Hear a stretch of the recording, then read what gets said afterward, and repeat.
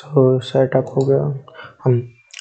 Welcome back everyone, my self Ayush single. और हम last lecture में हमने एक इलस्ट्रेशन सॉल्व की थी। काफ़ी अच्छी इलस्ट्रेशन थी। तो इसमें हमने क्या देखा, अर्थ से हमने एक ऑब्जेक्ट को, मास m के ऑब्जेक्ट को हमने प्रोजेक्ट किया विद स्पीड √gm/2r से। और मैंने दिखाया था कि आपको वो किस हाइट पे जाके उसकी वेलोसिटी 0 हो जाती है। और वो जो हाइट पे उसकी वेलोसिटी 0 होती है, उसकी हाफ हाइट पे उसकी वेलोसिटी क्या होगी, हमने कैलकुलेट करा था। कैसे करा था? हमने सिंपली 2 पॉइंट देखे और उन पे एनर्जी कंजर्व कर दी। That's all. ठीक है, कितना सिंपल क्वेश्चन हो गया था। बाद में एनर्जी कंजर्वेशन के बाद बस सिंपल कैलकुलेशंस थी उसके बाद। तो इसमें चलिए, तो इसी के जैसा एक क्वेश्चन और देखते हैं हम। अभी मैंने यहाँ पे क्या लिया है, तो यहाँ पे काफ़ी कॉन्सेप्ट्स आपके क्लियर होंगे। तो देखिए, अर्थ, ये हमारे पास अर्थ है। ठीक है, मान लीजिए वो कुछ नहीं भी लिख के देता ना, भाई उसने सिर्फ ये लिख दिया कि एक स्फेयर है। स्फेयर में हमने क्या करा, उसे डिग कर दिया ऊपर से नीचे तक, पासिंग थ्रू द सेंटर। हमने उसको खोद डाला और उसमें एक m मास हम प्रोजेक्ट कर रहे हैं किसी a पॉइंट से, और वो c पॉइंट तक वो मास पहुंच रहा है। फिलहाल c पॉइंट पे उसकी वेलोसिटी क्या होगी, उसने क्वेश्चन ये पूछा है। ठीक है, सो हम अर्थ मान के इस केस को करते हैं। अर्थ भी एक स्फेयर है। अगर वो कुछ नहीं लिख के देता तो हमें को इसको सॉलिड स्फीयर कंसीडर करके लेना है। अर्थ तो है ही सॉलिड स्फीयर।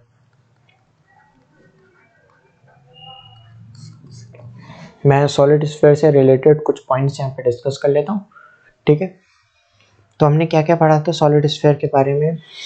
तो इसमें सबसे पहले तो मैंने इसका पोटेंशियल का फॉर्मूला बताया था आपको एट इनसाइड पॉइंट पे। इनसाइड पॉइंट पे जो पोटेंशियल का फॉर्मूला आता है सॉलिड स्फीयर के केस में, कितना आता है, -gm/2r³ 3r² - r²। सो ये फॉर्मूला मैंने आपको बताया था, जो कि एक बहुत इंपॉर्टेंट फॉर्मूला है। ये बार बार यूज़ होता रहता है और इससे रिलेटेड काफ़ी क्वेश्चंस हमें देखने को मिलेंगे आगे। मैं इसमें आपको एक चीज़ और बता देता हूँ, ग्राफ दोबारा आपको रिवाइज करा देता हूँ। तो देखिए, तो मेरे पास ये r=r वाला पॉइंट है, ये पोटेंशियल वर्सेस डिस्टेंस का ग्राफ है। ये इनसाइड पॉइंट है, ये एट द सरफेस वाली बात चल रही है, और ये हमारा हो गया आउटसाइड। ठीक है, सो जो ग्राफ हमारा बना था वो इसमें कैसा बना था, सबसे पहले ये ऐसे आ रहा था और फिर ये ऐसे हो गया था। ठीक है, तो ये ग्राफ आपको ध्यान रखना है। मतलब इसमें v, बाकी तो आपको सिंपल है, याद रहेंगे कि जैसे कि v सरफेस पे कितना होगा, तो -gm/r होगा, और v आउट कितना होगा आउटसाइड, सो -gm/r होगा। और इनसाइड का मैंने आपको बता ही दिया, इनसाइड का क्या होगा, this, and this is the highly important formula. मैं इसको फिर से एक बार हाईलाइट कर देता हूँ। तो किसके केस में, सॉलिड स्फीयर के केस में। और ये ग्राफ आपको खास तौर पे ध्यान में रखना है, पैराबोला हाइपरबोला। ठीक है, सो एक क्वेश्चन में हमने काफ़ी चीज़ें अब रिवाइज करी फॉर्मूला वाइज। अच्छा, चलिए इसमें आगे बढ़ते हैं अब, और कुछ आगे की चीज़ें इसमें हम समझने की कोशिश करते हैं अब। ठीक है, सो मैं इसको हटा देता हूँ इस तरह। ठीक, सो कैलकुलेट करें तो सिंपल है, इसमें भी हम क्या करेंगे, एनर्जी कंजर्वेशन यूज़ करेंगे। सो कहाँ कहाँ करेंगे, तो potential energy at A plus kinetic energy at A equal to potential energy at C plus kinetic energy at C. So A पे पोटेंशियल एनर्जी कितनी है, सरफेस पे -gmm/r, plus kinetic energy half 0 हो गई क्योंकि यहाँ पे तो कुछ वेलोसिटी है ही नहीं, इक्वल टू पोटेंशियल एनर्जी सी कितनी है, तो वो आप ये, अच्छा, अगर मुझे अब यहाँ पे 0 नहीं होगा, जैसे कि मैंने आपको पहले बताया सॉलिड स्फीयर है, तो चलिए देखते हैं इस फॉर्मूले को अप्लाई करके कि थोड़ा मैं नीचे कर लेता हूँ इसको, यहाँ नहीं करते, मैं इसको रब कर देता हूँ यहाँ पे। चलिए, तो पोटेंशियल एट सी देखना है मुझे सेंटर पे। ठीक है, सो पहले उसके लिए पोटेंशियल निकाल लेता हूँ, फिर पोटेंशियल एनर्जी हम निकाल लेंगे। तो पोटेंशियल निकालने के लिए फॉर्मूला ये लगेगा कि भाई -gm/2r³ तो सिमिलर है, और ब्रैकेट में 3r²। अच्छा, स्मॉल आर क्या होता है? Distance from the centre. तो ये तो सेंटर पे रखा हुआ है तो 0 हो गया ये तो। तो क्या -3gm/2r। सो ये पोटेंशियल एट सेंटर हो गया। सो अगर पोटेंशियल एट सेंटर पता है तो पोटेंशियल एनर्जी एट सेंटर कितना होगा? -3g capital M into small m/2r। सो मुझे पोटेंशियल एनर्जी भी पता चल गई। सो -3gmm/2r प्लस काइनेटिक एनर्जी तो हमको कैलकुलेट करनी है, 12mv/c²। सो इसको मैं इधर ले जाता हूँ तो हो जाएगा 3gmm/2r minus gmm/r equal to 12mv/c²। So m से सारे m कैंसिल हो गए, ये मेरे पास 2r LCM आ गया। ये हो गया 3gm as it is minus 2gm equal to 12mv/c²। So m, अच्छा ओके, m तो पहले कैंसिल हो गया था तो मैंने m क्यों लिख दिया यहाँ पे, 12v/c² हो गया ये। इसको अगर मैं आगे सॉल्व करूँ सो मेरे पास 2 से 2 कैंसिल है तो ये आ गया gm/r का root. So this is vc। Okay, so इतना सिंपल क्वेश्चन है ये। मैं इसको आगे एक स्टेप और लिख सकता हूँ कि भाई g इक्वल टू हमें पता है कि gm/r² होता है। तो देयरफॉर gm क्या आ गया? gr²। सो vc कितना आ गया? Under root gr²/r। So r से r कैंसिल हो गया तो vc आ गया under root gr। So I hope you get this point very clear. तो इतना ही सिंपल क्वेश्चन है, बस इसमें एक ट्रिकी पार्ट था, वो था आपका ये वाला, and this is highly important. ये इस क्वेश्चन की इंपॉर्टेंस को 1000 गुना बढ़ा देता है, सिर्फ ये एक छोटा सा फॉर्मूला, ठीक है। अदरवाइज इस क्वेश्चन में सिर्फ एनर्जी कंजर्वेशन ही है। बस आपको ये समझना है कि अर्थ है तो सॉलिड स्फीयर है, और नीट वाली यही घुमाते हैं एक्चुअली। चलिए अब आगे देखते हैं हम एक्सेलरेशन ड्यू टू ग्रेविटी। चलिए तो इसको हम g बोलते हैं। इसकी वैल्यू मैंने आपको बताई थी 9.8 मीटर पर सेकेंड स्क्वायर। इसकी डायमेंशन क्या हो जाएगी? Same that of acceleration LT-2, ठीक है। चलिए इन terms of mass and radius of planet तो मैंने आपको जस्ट पीछे बताया अभी पिछले वाले क्वेश्चन में, g इक्वल टू gm/r²। सो इसका फॉर्मूला हो गया, ठीक है भाई। मैंने आपको ये कहाँ से आया, तो f इक्वल टू हमने पढ़ा था gmm/r², और f इक्वल टू क्या होता है? m इंटू जी। सो m से m कैंसिल हो गया and we got this formula. So एक तो आपको ध्यान रखना है, नहीं भी अगर आप रख पा रहे वैसे तो आपको टाइम के साथ जब आप प्रैक्टिस करेंगे तो ये फॉर्मूला याद करना कोई बहुत बड़ी बात नहीं हो जाएगी। आपको अगर ये याद है तो ऑब्वियसली आप इसको डराइव कर सकते हैं, सिर्फ इक्वल टू mg रखना है आपको। सो वहाँ से ये फॉर्मूला आ जाएगा। चलिए अब मैं इसमें अगली चीज़ देखता हूँ in terms of density and radius of planet.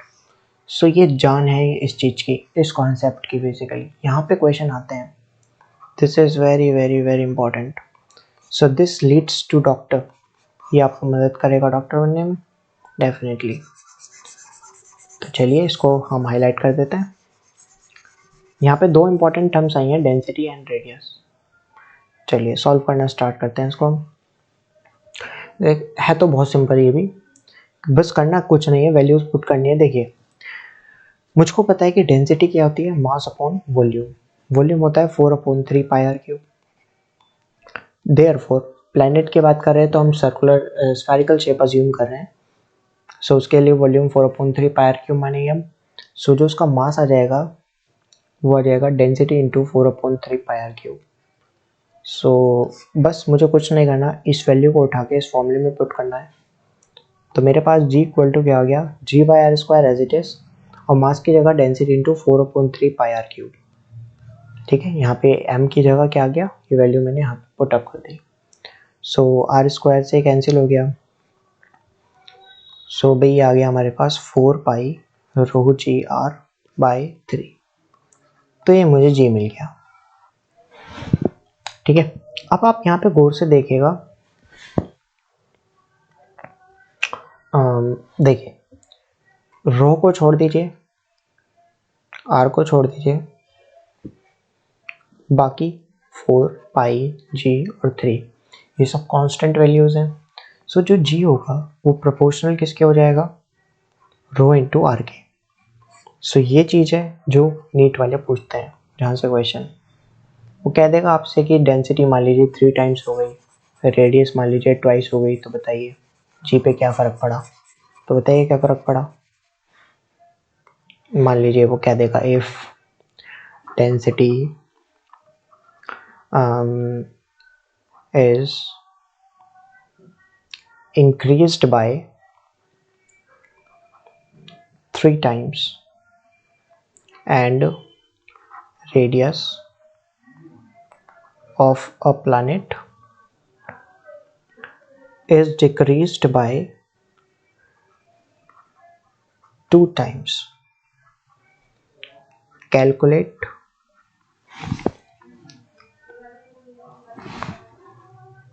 New जी। ठीक है, सो न्यू जी फाइंड करने के लिए हम क्या करेंगे, सिंपली हम क्या करेंगे, हमें पता है कि g dash proportional to rho dash r dash, और जी तो हमारा क्या है, रो आर के प्रोपोर्शनल है ही। सो अगर मैं इन दोनों का एलसीएम ले लूँ, वो सॉरी एलसीएम कह रहा हूँ, डिवाइड कर लूँ, सो ये इंडिविजुअल हैं, अभी ये हटा देते हैं इस चीज़ को। अब मैं इनको डिवाइड कर देता हूँ नेक्स्ट इक्वेशन में। सो ये मेरे पास आ गया, रो डैश हमारा कितना टाइम्स कर दिया था हमने, 3 टाइम्स, और रेडियस इंक्रीज ही ले लेते हैं इसको यार, हम फिलहाल रेडियस इज इंक्रीज कर लेते हैं, increased. So 3 into 2 rho r by rho r. So मुझे पता चल गया कि g dash is 6 times g. So ऐसे क्वेश्चंस पूछते हैं वो लोग, ठीक है। सो ये क्वेश्चन आपको बहुत अच्छे से, एक्चुअली क्वेश्चन नहीं है, एक तरीके से एक फैक्ट फॉर्मूला मान के चलिए इसको आप। So this leads to doctor definitely. तो मुझे पूरी उम्मीद है आपको अच्छे से समझ में आ गया होगा, इसमें ऐसा कुछ है नहीं वैसे टफ हो जो इसमें आपको लग रहा हो। चलिए आगे देखते हैं। अब अगला है वेरिएशन द वैल्यू ऑफ जी। या ये एक इम्पॉर्टेंट कॉन्सेप्ट है, इससे नीट में क्वेश्चन आता ही आता है, जनरली तो आता ही है। नाउ ड्यू टू एल्टीट्यूड की बात कर रहा है, मतलब हाइट एच पे। तो देखिए, अगर मुझसे कोई कहे कि यहाँ पे इस पॉइंट पे जी की वैल्यू कितनी होगी, तो मुझे पता है कि G M by are square होगी, ठीक है। अगर मुझसे कोई कहे कि हाइट एच पे जी की वैल्यू क्या हो जाएगी, सो वो मुझे नहीं पता, पर निकाल लेंगे कैसे। तो देखिए, तो जी डैश में लिख सकता हूँ, अच्छा मान लीजिए मैंने इसको कंबाइंड को कह दिया कि ये आर है, so g equal to G M by small r square, क्योंकि हम सेंटर से डिस्टेंस मेजर करते हैं। तो मैं इसको फर्दर कैसे लिख सकता हूँ कि g dash equal to G M by r plus h का होल स्क्वायर, ठीक है। अब इसमें हम करते हैं कि g dash equal to G M by, अच्छा यहाँ पे आप एक बात बताइए मुझको कि जो मैं जी है मेरे पास, वो हमारा होता क्या है, G M by are square होता है। तो from this formula I get कि G M equal to g r square, so I can replace G M by g into r square by r plus h का whole square as it is. So g dash मेरे पास आ गया g into r by r plus h का whole square, मैंने square एक साथ ले लिया सारा। सो g dash equal to g और 1 अपॉन, मैं अगर आर से डिवाइड कर दूँ, 1 प्लस एच बाई आर का होल स्क्वायर। यहाँ पे आप देखिएगा इसको कि मैं इसको कैसे कर रहा हूँ, कि आर बाई आर से डिवाइड कर दिया मैंने हर जगह से सिंप्लीफाई करने के लिए। तो ये हो गया 1, ये हो गया 1, तो 1 by 1 plus H by r आ गया ये, ठीक है। चलिए इसको आगे देखते हैं हम। सो जी डैश आ गया मेरे पास, जी डैश बाई जी आ गया मेरे पास 1 by 1 plus H by R का होल स्क्वायर, ठीक है। चलिए इसको आगे देखते हैं क्या कर सकते हैं कि g dash equal to g dash by ji equal to 1 plus H by r, इसकी होल पावर -2। सो ये मेरे पास रिजल्ट आ गया, ठीक है। लेकिन आप, अब मैं एक बात बताता हूँ आपको। मान लीजिए इफ जो हाइट है वो हमें कह रखा है कि, चलिए इसे नीचे लिखते हैं। ये जो हाइट है ये काफ़ी कम है।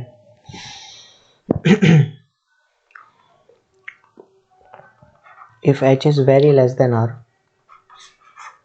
देन हम इसमें वी यूज बाइनोमियल। यहाँ पे हम बाइनोमियल का यूज करेंगे, अप्रोक्सीमेशन। बाइनोमियल अप्रोक्सीमेशन का यूज करेंगे और क्या होगा बाइनोमियल एक्सप्रेशन में कि g dash by ji equal to 1 minus 2h/r। तो ये सिंपली नहीं अंदर चला जाता है 2, ठीक है। और ये हम बाइनोमियल अप्रोक्सीमेशन के हिसाब से इसको हमने ऐसे लिख लिया। सो मैं अगर इसे और सिंप्लीफाई करूँ तो देखिए 2h/r को हम इधर ले जाते हैं, equal to 1 minus g dash by g. अब मैं इसको ऐसे लिख सकता हूँ कि delta ji by ji equal to 2h/r। So ये मुझको एक और रिजल्ट मिल गया। ये फॉर्मूला आपको ध्यान रखना है। अच्छा, इसको मैं रफ कर देता हूँ, ये चल नहीं रहा इस पर मार्कर अच्छे से। ये वाला लेते हैं, ये सही है। सो ये बहुत इंपॉर्टेंट फॉर्मूला बन गया हमारे पास। और भाई मुझको पूरी उम्मीद है कि आपको अच्छे से समझ में आया होगा, और नहीं भी आया तो आप मुझे कमेंट बॉक्स में ज़रूर बताएंगे। मुझे पूरी उम्मीद है इस बात की, तो सो दैट मैं अच्छे से क्लैरिफाई कर सकूँ चीज़ों को। एक हमारे पास फॉर्मूला ये इंपॉर्टेंट है, आपका कौन सा था हमारे पास, या ये वाला फॉर्मूला हमारा बहुत इंपॉर्टेंट है। तो ये दो फॉर्मूले हमको याद रखने हैं। अच्छा, किस फॉर्मूले को कब लगाना है तो हमें समझ में आ गया। देखिए, जब r और h सिग्निफिकेंटली डिफरेंस में हो, मतलब इसकी वैल्यू इग्नोर ना की जा सकती हो कैपिटल R के कंपैरिजन में, तब हम इन जनरल ये वाला फॉर्मूला यूज़ करेंगे। कौन सा, ये वाला। लेकिन अगर हम h इतना छोटा है r से काफ़ी छोटा है, तो उस वक्त हम इस वाले फॉर्मूले को यूज़ करेंगे, ठीक है। तो ये बात आपको ध्यान रखनी है खास तौर पर। चलिए आगे बढ़ते हैं इसमें हम। अब हमने एल्टीट्यूड पे देखा, नेक्स्ट केस में अब आएगा हमारे पास डेप्थ पे। नाउ डेप्थ पे क्या होता है तो देखते हैं। तो भाई सबसे पहले डायग्राम इंपॉर्टेंट है, तो डायग्राम मैं बनाता हूँ यहाँ पे। मान लीजिए हमारे पास अर्थ हो गई, और लेट्स टेक दिस वन। और अर्थ तो हमारे पास ठीक है, मैं यहाँ पे ये लाइन बना देता हूँ विच इज़ द रेडियस, और ये मेरा सेंटर हो गया, और ये रेडियस हो गई मेरे पास r, ठीक है। ना ध्यान देने वाली बात ये है यहाँ पे, मान लीजिए डेप्थ में यहाँ पे d कंसीडर कर रहा हूँ, d डेप्थ पे मैं ले रहा हूँ। यही एक बहुत इंपॉर्टेंट फैक्ट है जो आपको ध्यान रखना है, ये वाली चीज मैं यहाँ लिख देता हूँ अलग से। Depth is always taken from the surface.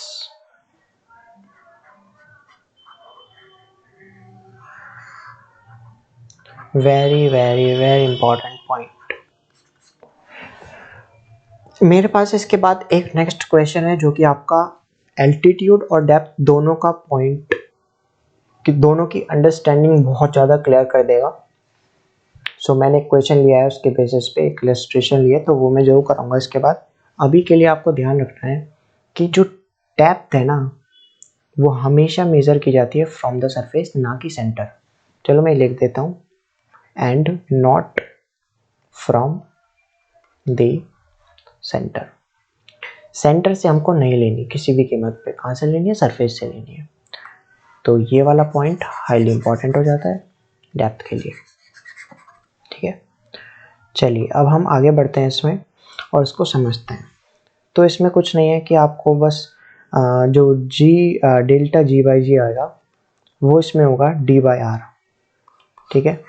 या मैं लिख सकता हूँ कि भाई g dash equal to g and one minus d by r, ये इसके लिए फॉर्मूला हो गया। एंड नाउ आपको ध्यान ये रखना है कि this is in normal condition. In normal condition मेरा मतलब क्या नॉर्मल कंडीशन से, तो मैं नॉर्मल कंडीशन का मतलब आपको ये बता रहा हूँ कि विदाउट एनी अप्रॉक्सीमेशन ये फॉर्मूला वैलिड है। विदाउट एनी अप्रॉक्सीमेशन, जैसे कि मैंने वहाँ लास्ट केस में आपको बताया था due to altitude. Due to altitude हमने क्या पढ़ा था कि भाई जो मेरे पास जी डैश रहता है वो होगा g r by r plus h का होल स्क्वायर। और हमने एक चीज़ और देखी थी कि if h is very very less than r, then वहाँ उसके लिए हमने फॉर्मूला पढ़ा था कि g dash equal to g and one plus two h by r, sorry one minus two h by r, one minus two h by r. So ये हमने कहाँ फॉर्मूला पढ़ा था? दिस फॉर्मूला इज, अगर हम अप्रॉक्सीमेशन ले जाएं कि h बहुत कम है r से, अदरवाइज हम ये वाला फॉर्मूला लगाएंगे। लेकिन डेप्थ के केस में ये वाला फॉर्मूला है और यही हम एप्लीकेबल होगा हर जगह, delta ji by ji equal to D by R. ठीक है, ये भी आप ध्यान में रख सकते हैं, कोई बड़ी बात नहीं है इसमें, ये एक्चुअली इसी का डेरिवेशन है। चलिए ओके, अभी नीट में मेरे हिसाब से 19 में क्वेश्चन पूछा था कि वो इन दोनों को कोरिलेट कर रहा था और यहाँ से पूछा था उसने ऑप्शन में d equal to two h. So ये यहीं से आ गया, तो ये था नीट 2019 का क्वेश्चन और मैं इसको अंडरलाइन कर देता हूँ, हाईलाइट कर देता हूँ। ठीक है, तो काफ़ी सिंपल क्वेश्चन था, बस हमें फॉर्मूले ध्यान में रहने हैं तो सब कुछ हो जाएगा आराम से। चलिए आगे बढ़ते हैं इसमें हम।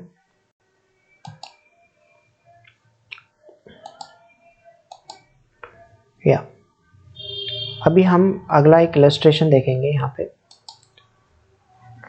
सो इलस्ट्रेशन क्या है कि if acceleration due to gravity at a distance d which is less than r from the center of the earth is beta।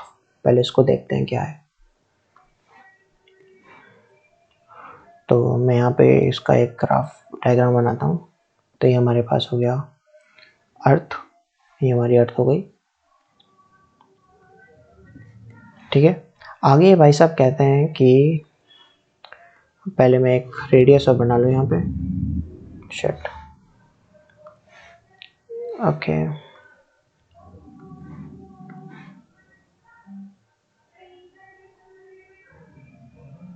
ठीक है, तो ये हो गई मेरे पास सेंटर और ये हो गई रेडियस आर। ध्यान देने वाली बात ये है यहाँ पे कि हमसे कह रहा है if acceleration due to gravity at a distance d from the centre of earth, centre of earth से t डिस्टेंस पे, यहाँ पे हमको जो एक्सेलरेशन ड्यू टू ग्रेविटी दिया है वो g की वैल्यू हमें बीटा दिया है which is gm by are square. उसको मैं बाद में देखूंगा, अभी आपको इतना याद रखना है। ठीक है, क्वेश्चन के हिसाब से। अच्छा चलिए पहले इतना देखते हैं हम क्या होता है इसमें। भाई अब आप मुझे एक बात बताइए, जो बीटा होगा उसको मैं सॉल्व कैसे करूँगा? क्योंकि एक्सेलरेशन ड्यू टू ग्रेविटी है, due to depth, G due to depth, तो हम फॉर्मूला लगा देंगे। भाई क्या लगाएंगे फॉर्मूला? कि हमने पढ़ा था कि g dash equal to g one minus d by r, और ये एक्स ले लेते हैं एक्चुअली, एक्स, तो g dash equal to g one minus d by r, और ये हमारे पास बीटा आ गया। But now you committed the mistake and you get -1। The reason being, मैंने कहा था आपसे जो x होता है फ्रॉम द सरफेस होता है and not from the centre. तो ये थी गलती की सारी वजह। मैं इसको as it is actually highlight करके बताऊंगा आपको, ये पॉइंट हाईलाइट होना चाहिए, ठीक है। मैं इसको बाकायदा हाईलाइट करूंगा इस मिस्टेक को आपकी। भाई मैं भी आपकी तरफ से कुछ मिस्टेक्स कर सकता हूं, तो इसलिए ये आपकी कहूँगा मैं मिस्टेक, जिससे कि आप फर्दर गलत ना करें इसको। तो एक ध्यान देने वाला पॉइंट है बहुत ज़्यादा, ठीक है। So now this is doctor. क्या चीज़ ध्यान रखनी है वो बहुत ज़्यादा इम्पोर्टेंट है। तो भाई जो हम यहाँ से x लेंगे वो वैल्यू क्या होगी, वो होगी ये पूरी r रहती है r माइनस डी हो गई फ्रॉम द सरफेस। तो जो मेरे पास g डैश आएगा वो आएगा g इंटू 1 माइनस एक्स की वैल्यू हो गई r minus d by r। तो मैं इसको अगर फर्दर सॉल्व करता हूँ तो g dash equal to g और r minus r plus D by r, so r से r कैंसिल, ठीक है। तो g dash equal to g D by R and this is beta, ये उसने हमें बीटा दिया है, ओके। आगे हमसे कहता है आगे हमसे वो कहता है कि find the value of g at height d from the surface of the earth, ठीक है, ठीक है। तो हमको एक बार फिर दोबारा से क्या लेना पड़ेगा, एक लाइन लेनी पड़ेगी। तो यहाँ से मान लीजिए यहाँ तक, और ये हाइट d है।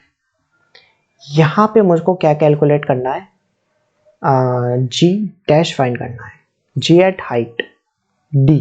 इस बार हाइट भी उन्होंने d बोला है, तो d हाइट पे मुझे क्या कैलकुलेट करना है, मुझे कैलकुलेट करना है यहाँ से g की वैल्यू कितनी होगी। तो जैसे कि हमने पढ़ा है कि g dash equal to g at height equal to g and r by r plus h का whole square. So g dash equal to g और आर स्क्वायर तो एज इट इज हो जाएगा अपॉन r प्लस h की जगह मैं d ले सकता हूँ, जो कि हमें दिया ही है, ठीक है। अच्छा यहाँ से आप एक बात बताइए मुझको कि मैं यहाँ से क्या g की वैल्यू निकाल सकता हूँ। तो g d equal to beta r हो जाएगा, ये r इधर चला जाएगा मल्टीप्लाई में, तो मेरे पास जो g की वैल्यू आएगी वो आएगी beta r by D.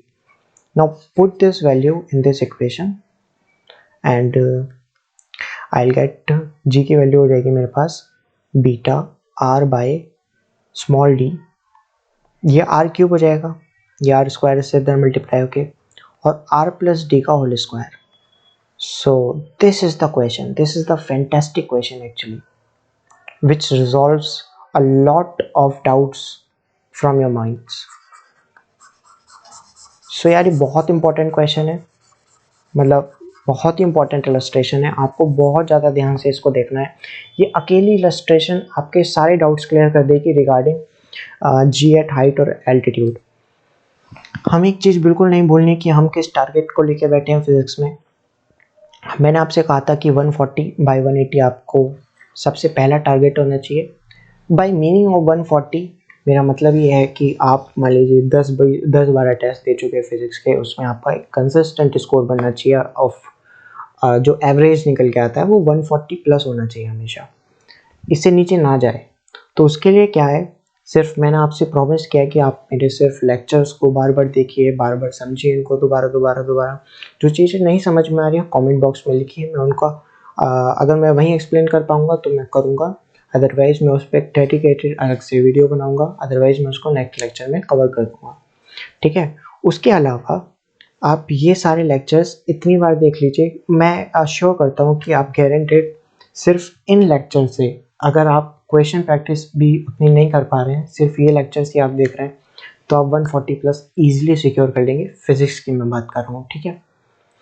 Otherwise मैं इसके आगे फर्दर टाइम में जब हमारा कोर्स ये कंप्लीट हो जाएगा तो मैं डेफिनेटली कुछ क्वेश्चंस पे अलग से कुछ अच्छे और स्पेशल क्वेश्चंस भी लूँगा, सो दैट एक कंप्लीट पैकेज बन जाए 180 आउट ऑफ 180 हमारा टारगेट है। ठीक है, ये तो सिर्फ फिजिक्स की मैं आपसे बात कर रहा हूँ।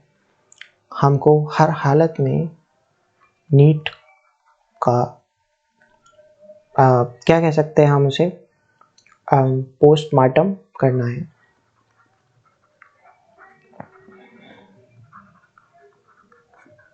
नीट को नस्ते नाबूद करके रख देना है हमको। ठीक है, तो ये हमारा एक पॉइंट है। इस टारगेट को हमेशा याद रखना है यार, ये बहुत इंपॉर्टेंट चीज़ है,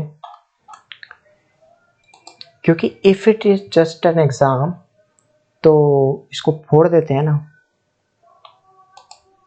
if it is just an exam although it is more than that. चलिए आगे बढ़ते हैं। और अब मैं यहाँ पे शेप ऑफ अर्थ की बात चल रही है। अब आप में से कई लोग मुझसे कहेंगे कि ये आपने क्या कर दिया भाई, थोड़ा सर्कुलर, आपके पास ऑप्शन था कि थोड़ा सर्कुलर शेप बनाते इसके आप, लेकिन नहीं। जो अर्थ रियलिटी में हमारे पास उसकी शेप होती है इलिप्टिकल, जिसमें कि आप अगर मैं दिखाऊं आपको कि एक मैं ये लाइन बना देता हूँ यहाँ पे और एक लाइन और ले लेते हैं। सो दिस इज हमारे पास equator and this is pole. So radius of equator is more than radius of pole by 21 kilometers. हालांकि बहुत ज़्यादा नहीं है बट होता है, ये आपको ध्यान रखना है माइंड।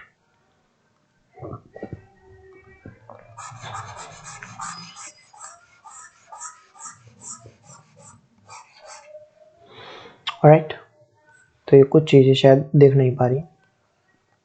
ये हो गया 21 kilometres radius of pole, radius of equator is greater than by this. ठीक है, तो हमें खास तौर पे ध्यान रखना है इस बात का। तो एक छोटा सा पॉइंट था यहाँ पे मुझे क्लैरिफाई करना था, वो मैंने कर दिया आपका। चलिए यहाँ पे एक छोटी सी चीज़ हम और देखते हैं आज। Right, effect of rotation of earth या इफेक्ट ऑफ लैटिट्यूड। सो देखिए यहाँ पे आप ध्यान से समझिएगा इसको। ये मेरे पास हो गई अर्थ, मैं यहाँ पे एक लाइन ड्रॉ कर देता हूँ भाई, ये हमारे पास हो गई लाइन। और मैं क्या करता हूँ कि हम यहाँ से एक लाइन और ड्रॉ करेंगे। इस लाइन का मतलब ये है कि देखिए ये होगा हमारे पास लैम्डा, जिसको हम कहेंगे लैटिट्यूड। मतलब ये एंगल है जिससे वो घूम रहा है।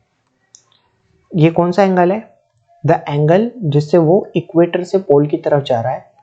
और हम एक लाइन यहाँ पे और ड्रॉ कर लेते हैं। ये होगा कि जब वो पोल पे पहुंच जाएगा, इक्वेटर से चलते चलते कवर कर लेगा पूरा लैम्डा एंगल 90 डिग्री का। सो आप देखें लैम्डा एट इक्वेटर कितना होगा, इट इज 0 डिग्री।